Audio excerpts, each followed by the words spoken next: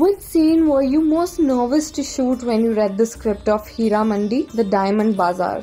I think the script is literally loosely like an instruction, like Lajjo does big final dance. But you don't know it's going to be shot over 8 days, and you know how stressful it will be, or how complicated, or how difficult, or how enjoyable it'll be. So I don't think that, I mean, I had no such big responses after reading the script. I don't know how you felt because you were crying also during that dance, but there was one day where I had to cry, one scene where I had to cry, which was being shot over 4 days.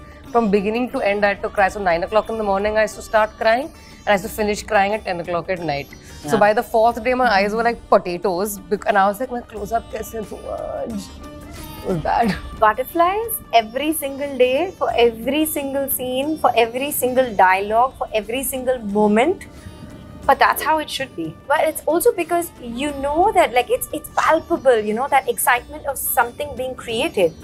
And you want to be your best self. And you want to do more than what is being asked of you. And you want to bring alive the magic that your mentor is looking for. Dance sequences are probably that with Sanjay Sir, because challenging matlab to reach Sanjay Sir's level of expectation, and also he's a master of music and dance and choreography. Like, to even do 1% of what he asks is like monumental for us, and then we want to go lie down after we get to our 1-2% of what Sanjay Sir expects from us. Who, according to you, took the most time to get ready for their shot? Somebody who's not here. Somebody. Charmin. Did she? Yeah, but she knows it, and she says it herself.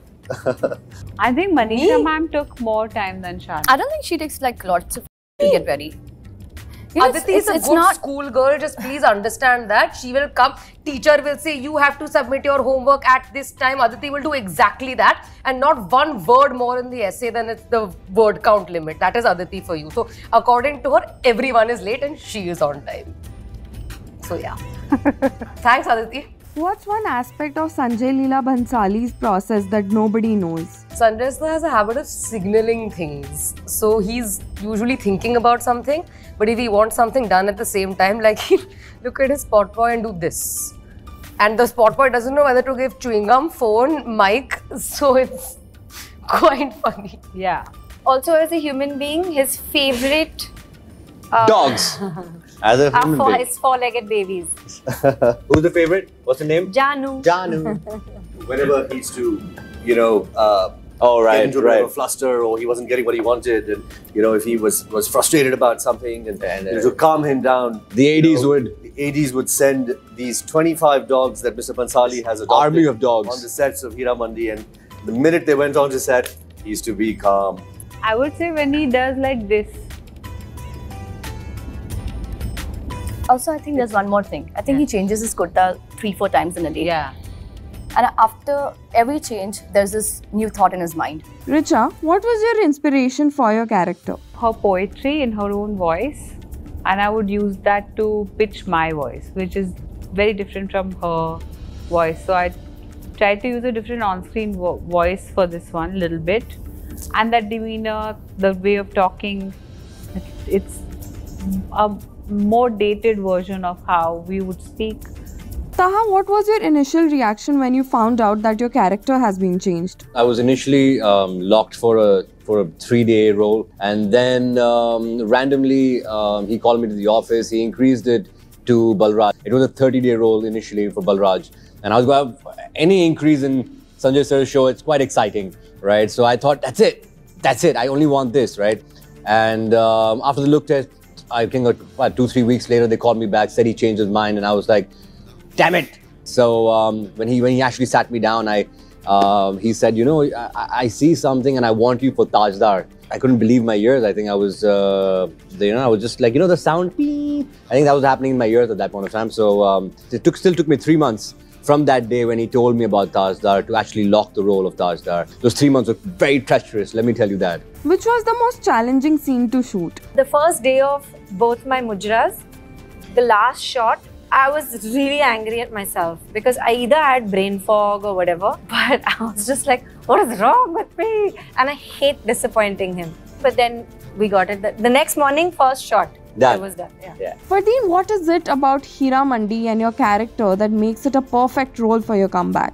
What made it perfect? To get an endorsement from Mrs. Anjalila Bhansali after, in my case, a gap of so long. I mean, it's an actor's dream. But having said that, the first person to sign me when I did come back was Mr. Sanjay Gupta. And so I'm working with 2 Sanjays. so for another film. So Heeramandi was the second project that I shot for, but it just so happened that it's going to be my first release. Just to have the privilege and the opportunity to work under a master craftsman. What's a special or hidden talent that deserves a credit on your IMDb page? Chef. What? I'm a really good cook. Please.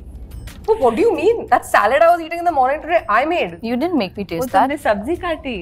मैंने नहीं काटी, मेरे cook ने काटी, मैंने dressing बनाया था. Wow, यार. सब्जी काट ली यार. Listen, I cook very well. I make like proper Christmas lunches and turkey and everything. Okay. Her till you eat anything that Not at all. I don't think you and I should sit next to each other. I think we should always sit next. I'm very happy here. तुम्हें यही तो content चाहिए भाई. Viral होएगा. Taha, from being an actor in Taj and now playing Taj, what have you learned the most about yourself in the process? The journey from Taj to Heeramandi has been very blessed.